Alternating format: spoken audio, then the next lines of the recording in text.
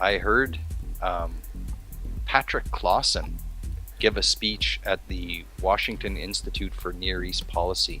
And I got to admit, Tony, at first, this is like Rob Anders times 10. Yeah. When I first heard the clip, I thought, oh, all right, somebody's having fun with me here. Okay. I'm listening to this and I'm watching it. The audio and the video's off a little bit. Somebody's done they've done a really good job. Then I went and I listened to Patrick Clausen speak and I realized, wait, that's Patrick Clausen's voice. Yeah. The Washington Institute. And then I realized that's Patrick Clausen on the video. Yeah. Oh my God, it's just an audio video sync issue. And I went and searched out the whole Washington Institute for Near East Policy video, which they posted themselves on YouTube.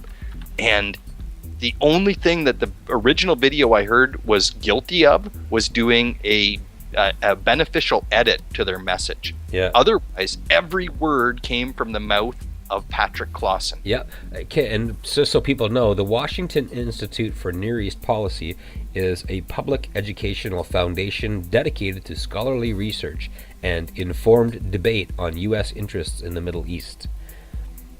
So it's not that this Patrick Clausen is a lobbyist, or Clausen is a lobbyist. He's not nobody.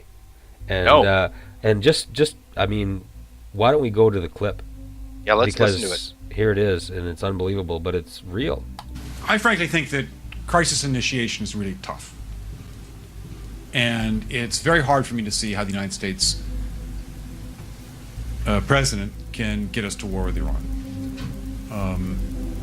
Which leads me to conclude that if, in fact, compromise is not coming, that the traditional way of America gets to war is what would be best for U.S. interests.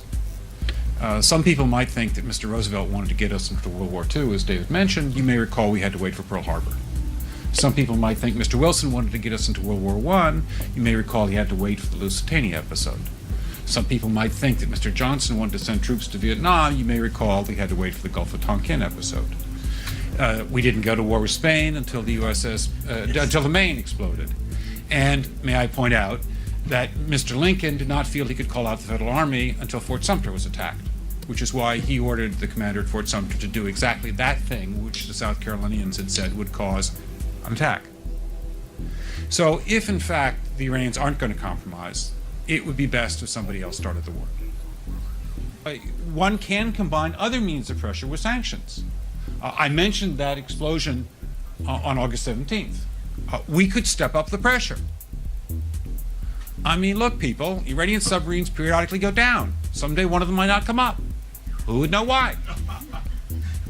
We can do a variety of things if we wish to increase the pressure. I'm not advocating that, but I'm just suggesting that this is not a either-or proposition. It's just sanctions has to succeed or other things. We are in the game of using covert means against the Iranians. We could get nastier at that. So what is it that he's not advocating again? He's not advocating everything he just advocated. I don't know. It's not. We shouldn't be laughing, But well, I know. Look at how blatant. Why I laugh is because it's appalling. It's a nervous. Every piece of laughter is a nervous reaction, and this causes me a lot of nervous reactions. Yeah. Oh my. Yeah. Totally, man. I hear you. That was my first reaction too. Was I listened to it and I went, "Oh my God, how do you actually advocate, first of all, for using false pretenses to enter into a war, then claim you're not advocating that, then skip back to the idea that you just said, where you actually did just suggest that an Iranian sub could go down and not come up, who would know why?" Yeah. I mean, in the context of, like, the whole speech starts off again like, we need to be at war with these people. Here are options of how to get to war with them, and then lists all the ways that you can get to war, like false flag operation, covert means, blah blah blah blah. And then all of a sudden, in this whole, like, when you start off with the idea that you need to be at war with Iran, and then list all the ways that you can get to war with Iran, you can't say then that you're not advocating those ways because you started off with the assumption that that the goal was to be at war, and this is the way. There's a chance that every war America has entered into since since the Civil War has had a false pretext. Arguments aside as to whether that's true or not, you basically start your argument there. Then you go to an exact example of how you could maybe start a war in Iran.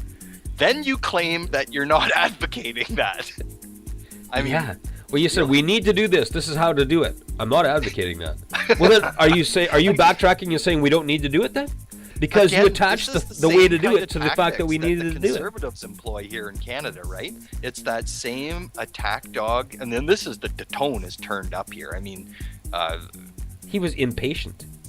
Oh, and he was the last cajoling. speaker. This whole speech included, or this whole event included 3 or 4 speakers. He got up there, and his job was at the very end to be extremely provocative. That was quite apparent. Yeah. And he fucking succeeded in that.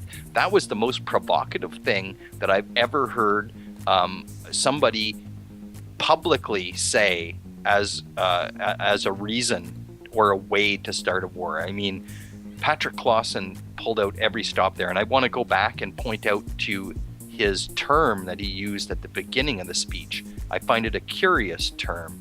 What exactly does crisis initiation mean? Anybody involved? Seems a euphemism for starting shit. Well, exactly, and it's another one of those when you take a term and you turn it inside out, like friendly fire, fresh frozen, all these different terms. Crisis initiation is a nice friendly way of saying finding a reason to start a war. Yeah. That's crisis initiation. Yeah. That's what he was talking about. That's what he was clearly advocating crisis initiation.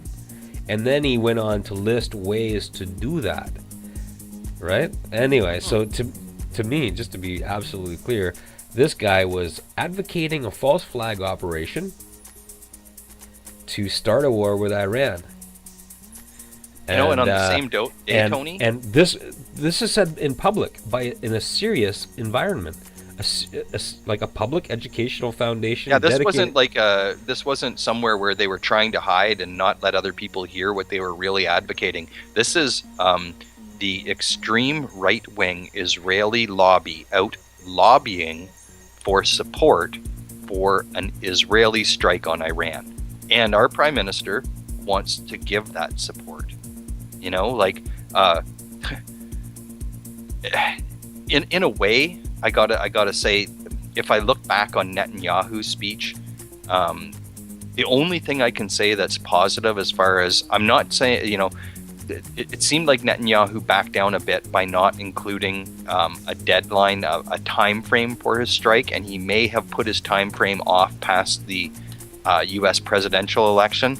But the Israelis are still out there begging for the rationale for a strike on Iran.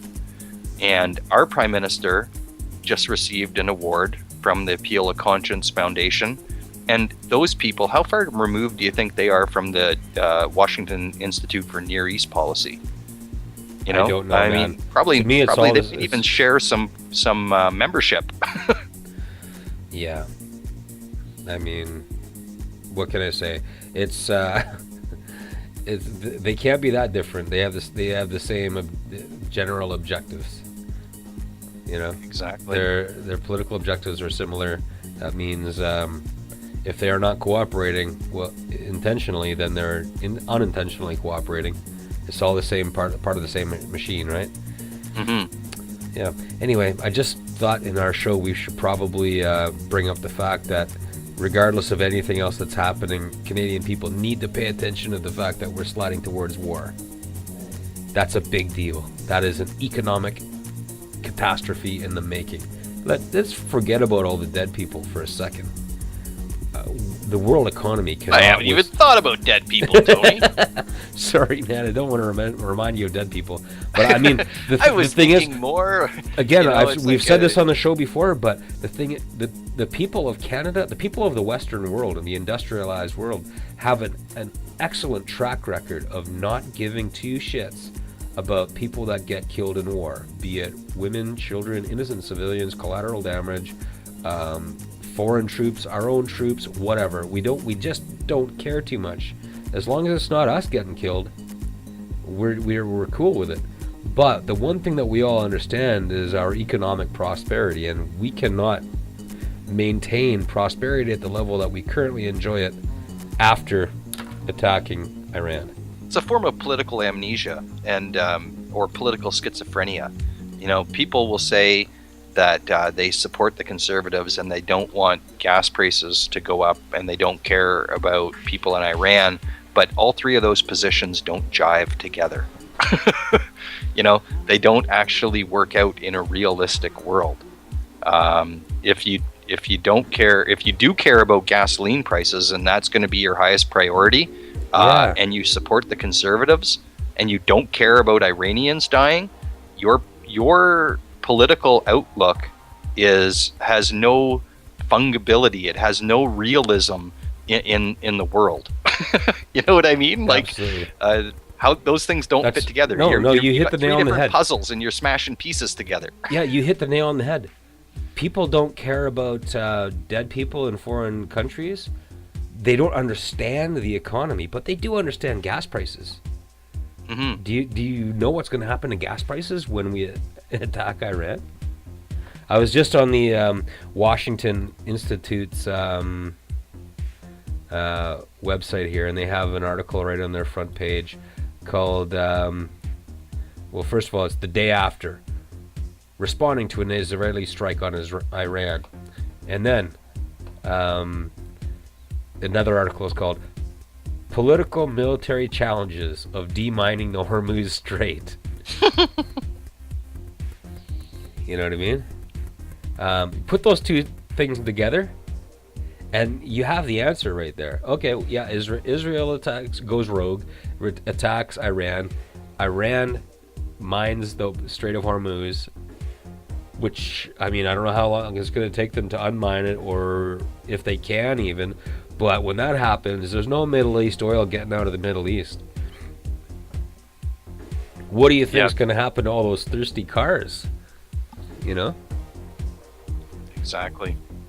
And of course, I think what you're getting at here too is that on this has to be viewed on multiple levels. That yes, there is the nationalistic level of what Israel is afraid of in Iran's nuclear program, whether that deserves to be questioned or not. But then there's the second level where the interests that the Israelis and the Americans and many of the Sunni governments in the Middle East share will all benefit from an increase in the price of oil.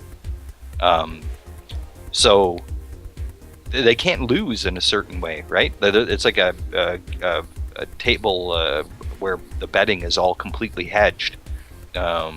You don't even get to see some of the aspects of how they benefit from this rigged game. So, yeah, absolutely.